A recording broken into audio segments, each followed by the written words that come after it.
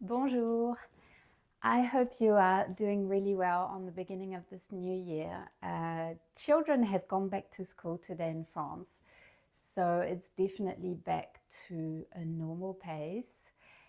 We had 2 weeks of school holidays over Christmas, which was lovely, and 2 weeks during which I did not stop my passion for antiques, and so I went out sourcing quite a few times. And I did find some pretty interesting things. So I can't wait to share all of that with you. I mostly went to my friend Pascal's place. He is quite a well-known dealer in our region. He's definitely my favorite dealer. He has a huge place filled up with things. He has been doing this for decades. I remember going to Pascal's shop when I was 15, when I started buying antiques and collecting. He is one of the places I was most looking forward to visiting. So it's been a very long story with Pascal. So I'll show you what I found there. Also, just on a side note, I had a request a lot under my first Brocante haul video asking that I share prices. I've been really torn about that because I don't want to talk about money on my channel or what I've spent. And also because one object will not have the same price if I buy it straight from a private person, if I buy it straight from an antique dealer, if I buy it from a Brocante, a vide maison. Like there's as many different prices for an object as the place where you source it. So I don't feel like sharing what I paid for something reflects market value. So what I've decided, because I still think it's relevant, I will share for each object the average market value of that object, the price you would expect to pay from a professional antique dealer. In my eyes, that is the fairest way to do it. So I hope that will answer some of your questions. I'll do my best to give accurate prices, but it's like Brocante, it varies. And also, totally fine if you want to react or discuss these prices in the comments, but I just ask that you do so very respectfully, please. So first thing, which I was so happy to find, because you would have seen them around my house, I found this, which we call bas relief. It is made of plaster. This is 19th century feuilles d'acanthe. These were used by artisans.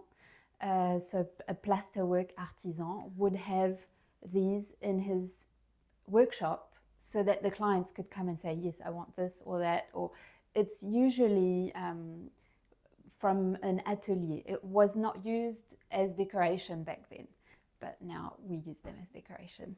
Prices for bas-relief. For this piece, I would say at least 100 euros at a professional dealer. I would say that minimum. If you remember from my last video, I showed you verre de mariage, and this is another one of them. I really like that one. I like its shape. It's quite unusual. I've really found verre de mariage that are this shape. It's 19th century, mouth blown, and I really like the detail around the top. And I like to imagine in advance how a bouquet would look into this. I just find the shape really uncommon and interesting. This you'd expect around 90 euros. What else? Oh yes, love this. I love silverware. Not all silverware is created equal. You have to, when you pick silverware, it needs to weigh. a little bit. If it's light, it's not usually very old and of good quality. So the weight is a good indicator.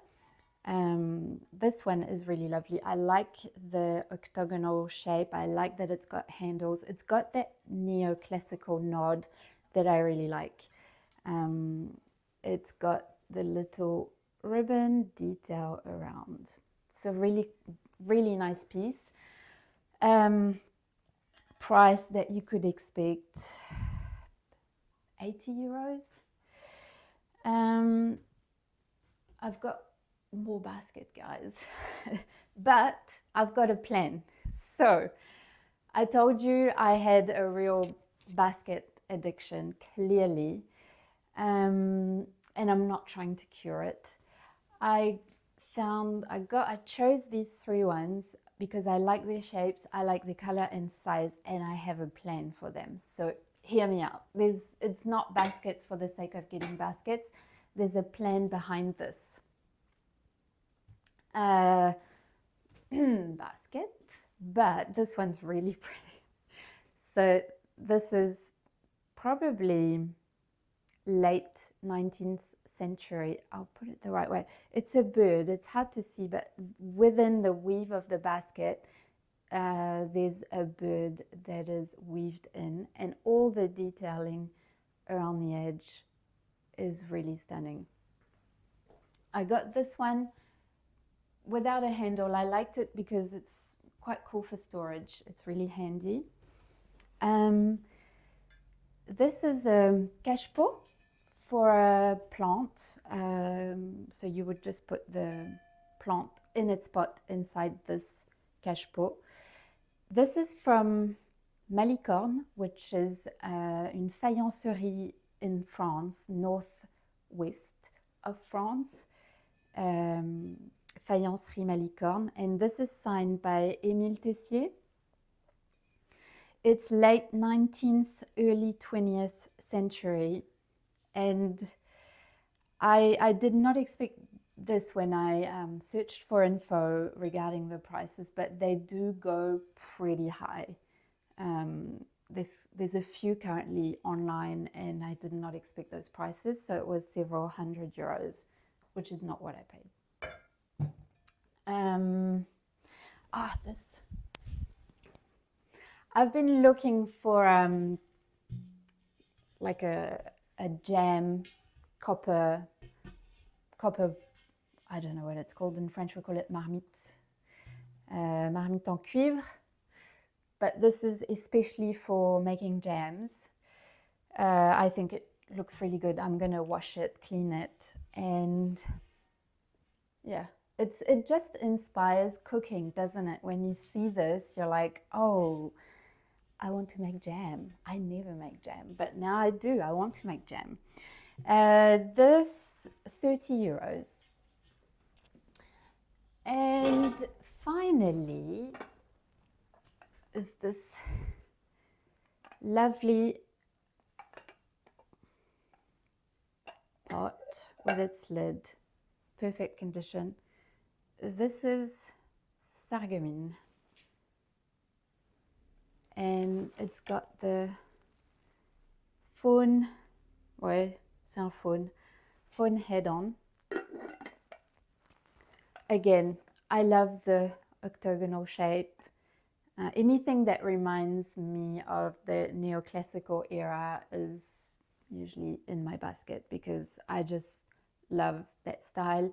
It's old, but it's got a slightly more classic masculine touch. So yeah, really like that. I have no idea what this would retail for. I suppose maybe 20 or 25 euros maybe. And that's it. And I'm going to show you how I style all of this now. I forgot one thing.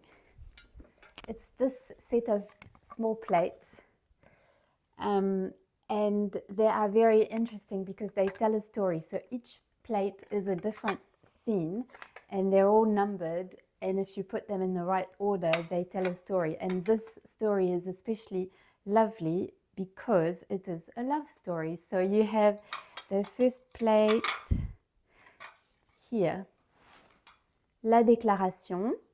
So he's declaring his love. And then, oh, I can't find it, but another plate is him asking for his beloved's hand. And then they go to la mairie, and then they get out of the church, and then they have a walk and a party. So I thought they were very cute.